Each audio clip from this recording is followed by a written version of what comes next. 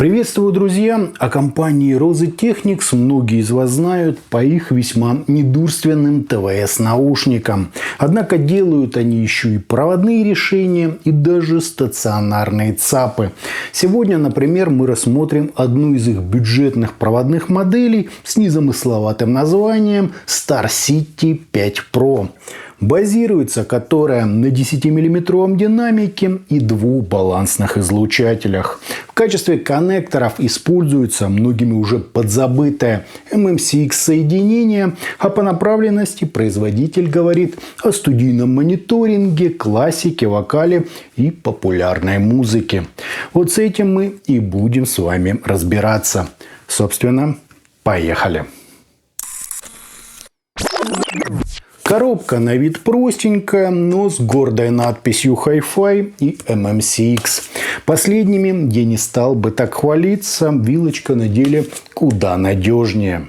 В комплекте шла документация, плотный круглый бокс, простенький мобильный ЦАП на 3,5 мм разъеме и два набора силиконовых амбушюр, в том числе и фирменные с оранжевым сердечником. Кабель на вид дешевый, но гибкий, в матерчатой оплетке и с сопротивлением на каждый из жил по 25 сотых Ома. Можно пользоваться, но лучше, конечно, будет его заменить. Чашечки сделаны из гипоаллергенной смолы с довольно крупным звуководом, отверстием для компенсации и металлической нашлепкой на внешней части, на которой, заметьте, тоже присутствует отверстие. Смотрится это неплохо, а посадка так вообще фантастика. Все-таки есть свои плюсы и у поворотной конструкции MMCX. Вот так, друзья, это все и выглядит.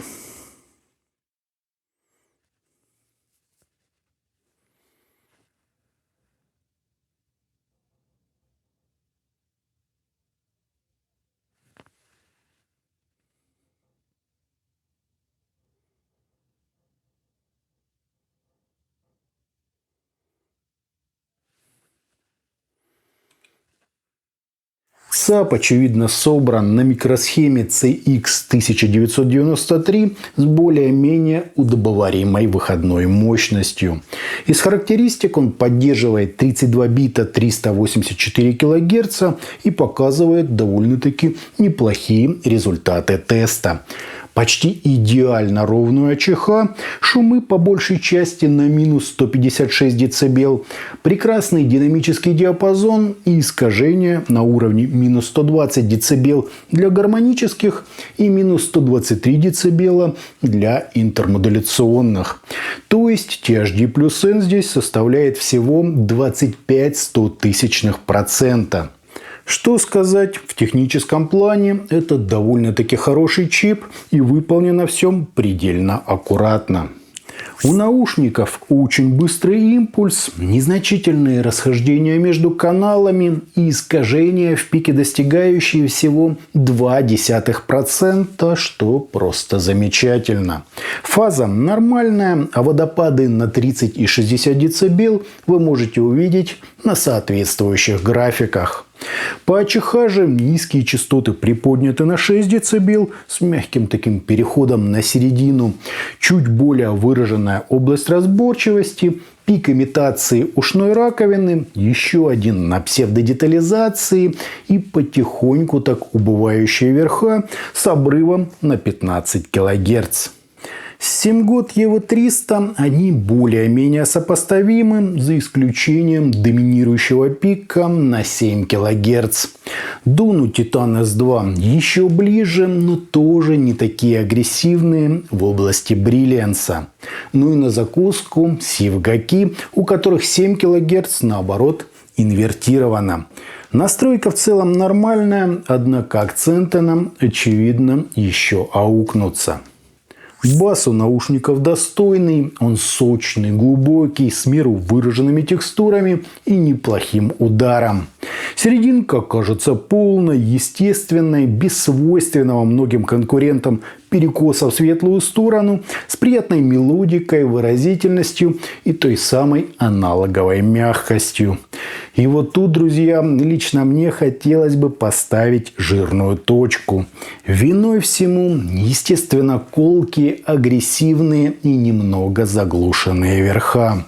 Да, легкая зажатость способна добавить звучанию глубины и объема, а штатные насадки хитро маскируют проблемные пики, но за все это платится разрешением, количеством воздуха, а следовательно разборчивостью инструментов и, конечно, стилистическими ограничениями.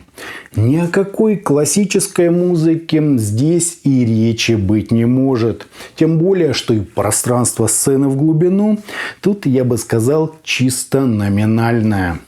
Студийный мониторинг в каком-то специфическом виде вполне возможно. Рок и популярная музыка точно да. А вот вокал лишь мужской, не сильно высокий женский, либо же подрезанный эквалайзером. В зависимости от записи проблема может быть, а может ее и не быть.